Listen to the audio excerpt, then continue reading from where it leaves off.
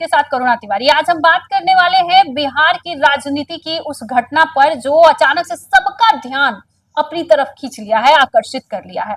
Osama साहब के बारे में बात करेंगे जो राजद में शामिल हो चुके हैं।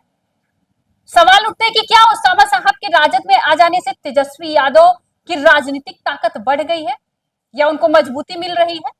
ये भी सवाल उठते हैं कि क्या इस कदम का असर आने वाले विधानसभा चुनाव में भी देखने को मिलेगा। इस पर आपके साथ गहराई से चर्चा करेंगे। सबसे पहले समझते हैं कि आखिर ओसामा साहब है कौन। आपको बता दें कि ओसामा साहब जो है, इनको ओसामा शेख के भी नाम से जानते हैं। ये बिहार के सीमांचल क्षेत्र के रहने वाले हैं और वहां के एक प्रमुख मुस्लिम नेता है। वे पूर्व सांसद तस्लीमुद्दीन के बेटा है, जिनके सीमांचल में एक गहरी पैठ रही है। तस्लीमुद्दीन जो है वो बिहार की राजनीति में एक बड़ा योगदान रहा है उनका, और वे सीमांचल क्षेत्र में जनता के बीच काफी सम्मानित और लोकप्रिय नेता माने जाते हैं। ओसामा साहब भी अपने पिता की तरह काफी ज्यादा लोकप्रिय है और सीमांचल में उनकी अच्छी पकड़ है। अब विधानसभा चुनाव आने वाला है। सीमांचल क्षेत्र में कहीं ना कहीं मुस्लिम वोट बैंक की जो है वो राजद को मिले, इसके लिए राजद ओसामा साहब को अपनी तरफ कर लिया।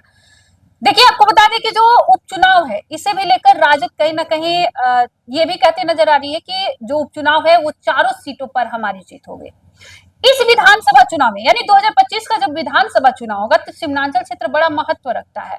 इस विधानसभा क्षेत्र में राजद चाहती है कि वहां पर उसकी पकड़ और भी मजबूत होती जाए, ऐसे इसलिए वो गेम चेंजर का जैसा फैसला भी ले रही है और वैसे वैसे लोगों को अपने साथ जोड़ने का पूरा प्रयास कर रही है। ओसामा साहब जो उनके पिता थे वो काफी लोकप्रिय थे। राजद का हमेशा से एक कहीं ना कहीं कह सकते हैं कि उसका एमवाई समीकरण जो प्रभावी रहा है, Muslim plus Yadav vote bank. अब वो चाहती है कि मुसलमानों का वोट बैंक उसके साथ रहे। कहीं ना कहीं ये भी कह सकते हैं कि राजद क्या डर गई है प्रशांत किशोर से, क्योंकि प्रशांत किशोर कहते नजर आ रहे हैं कि भाई जिसकी जितनी भागीदारी उसकी उतनी हिस्सेदारी। हम मुसलमानों को 4 सीटों पर विधानसभा का चुनाव लड़ाएंगे। अब देखिए, इस पर जो राजद है इस पर एक कड़ा एक्शन ले रही है और ले भी चुकी है। ओसामा साहब को अपनी तरफ करके सीमांचल क्षेत्र में मुस्लिम समुदायों की जो जनसंख्या है वो काफी ज्यादा है। अब इस पार्टी का जो है फायदा उठा सकती है राजद, उनका लोकप्रियता का।